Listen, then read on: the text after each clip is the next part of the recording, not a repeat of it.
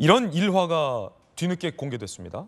윤 대통령의 취임식 때 부친인 윤기준 교수가 그냥 일반석에 앉겠다라고 고집했다는 겁니다. 일반석을 택한 꽃꽃 교수. 대통령의 가족은 단상에 앉는 것이 관례이죠.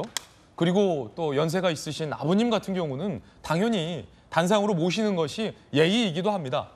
그런데 취임식 준비위원장을 맡았던 박주선 전 위원장이 다른 귀한 분을 모시라며 한사코 사행했다. 나 말고 한 분이라도 더 귀한 분 단상에 모시라. 그리고 본인은, 윤기준 교수님 본인은 그냥 일반석에 내려가서 앉아 있는 거예요.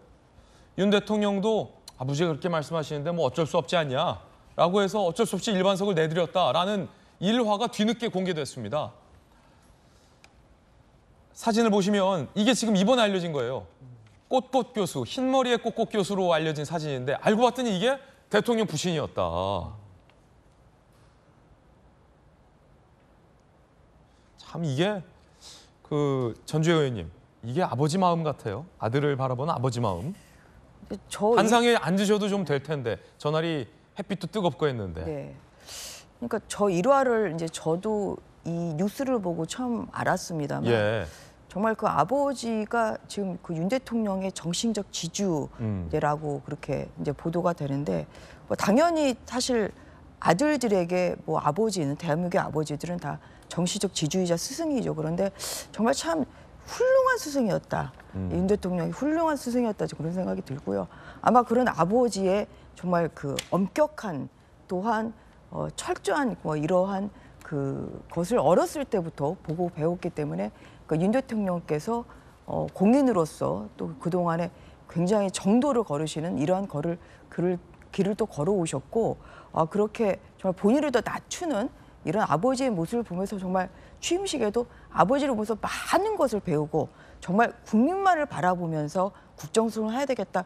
아마 이러한 마음을 더 가지시지 않았을까 저는 그런 생각이 듭니다. 그리고 아버지께서 돈 절대로 받지 마라 이런 얘기도 누누이 하셨다는 거 아닙니까? 그렇기 때문에 사실 그게 공직자로서 굉장히 중요한 것이죠. 그래서 정말 공직자로서 정직하고 그리고 또한 청렴한 그러한 공직생활을 하는 데 있어서 아버지의 가르침이 참 많은 그 영향을 미쳤구나. 예. 그리고 정말 훌륭하신 아버지였다는 생각이 다시 한번 듭니다. 참 이 여야를 떠나서 한민수 대변인님, 저희도 뭐 누군가 아버지의 아들이고 또 아들의 아버지이지 않습니까?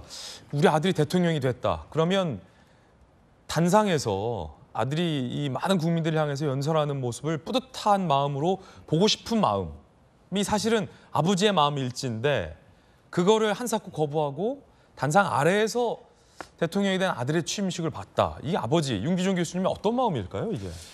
저도 기자를 정치부죠 오래 했습니다. 오래 저런 걸 알았으면은 저 미담 기사죠. 예. 대통령 아버지가 특히 말씀하신 대로 다른 귀한 분을 모시라는 말씀을 하셨다는 거는 저는 작은 감동을 받습니다. 그리고 저는 지금까지 취임식장 하면은 극우 보수 유튜브 문재인 대통령 사저에 몰려가서 정말 입에 담지 못할 욕을 하는 그분을 초대하거나 아니면 대통령의 장모 최은순 씨 사건을 처리했던 경찰관이 또 이렇게 특혜로 온 거 아니냐 이런 숱한 논란이 많았어요.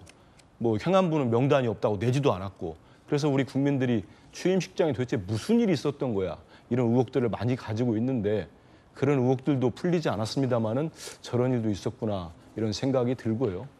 그 부친을 여인다는 거는 천붕이라고 하지 않습니까? 네. 그런 마음은 저는 대통령께도 그 애통함이 클 거라고 상심이 클 거라는 위로의 말씀을 드립니다. 그리고 이번에 한미일 정상회담 가면은 정말 많은 성과, 이전에 많은 논란들이 있지 않았습니까? 본인의 말씀이나 아니면 영부인의 뭐 여러 가지로 논란이 많았는데 이번에 전혀 그런 거 없이 잘 오시길 바라고 제가 오늘 아침에 눈에 띄는 기사를 하나 봤어요. 뭐냐면 칼럼이었는데 조문답례라는 칼럼이었습니다. 그게 현직 대통령이 부모상을 당한 게 이번이 두 번째지 않습니까? 첫 번째가 이제 문재인 대통령께서 2019년 10월에 모친상을 당하셨는데 당시에 여야 대표들이 모두 조문을 했습니다. 그리고 열흘 뒤에 문재인 대통령이 청와대 관저로 여야 대표들, 당시에는 5당 대표들을 모두 초청해가지고 저녁을 같이 했답니다. 이른바 조문 답내면서 전국 현안을 논의한 걸로 알려져 있더라고요. 그때가 문 대통령께서 야당 대표를 만난 5번째 회동이랍니다. 지금 한 1년 6개월이 돼가는데 지금 윤석열 대통령은 야당과 전혀 만나지 않으셨거든요. 이번 기회에 특히 한미일 정상회담도 있으니까 역대 대통령들이 중요한 순방 있으면 오셔가지고 귀국하면은 여야에다가 이렇게 설명하는 자리를 가졌었습니다. 그래서 이번이 저는 조문들도 여야 대표들이 모두 하셨고 대통령도 중요한 외교 일정이 있고 하니까 돌아오신 다음에 어떤 조문 답례 형식이라도 이렇게 야당과 만나서 대화를 하면서 거기서 누구 탓하자고 만나자는 자리는 아니지 않습니까? 오로지 국익, 오로지 국민, 오로지 민생, 오로지 경제를 위해서 대화하는 자리를 한번 대통령이 먼저 네. 제안을 해서 가져보면 어떨까 이런 생각을 합니다.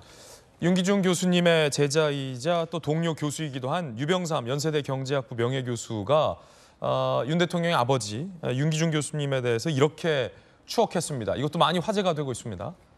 아들의 취임식 단상 아래에서도 봤던 윤기중 교수님. 동료 교수이자 또 제자는 이렇게 추억합니다. 단벌 신사고 굉장히 검소했다. 아들이 대통령 되어도 행동에 달라짐이 전혀 없으셨던 분이다.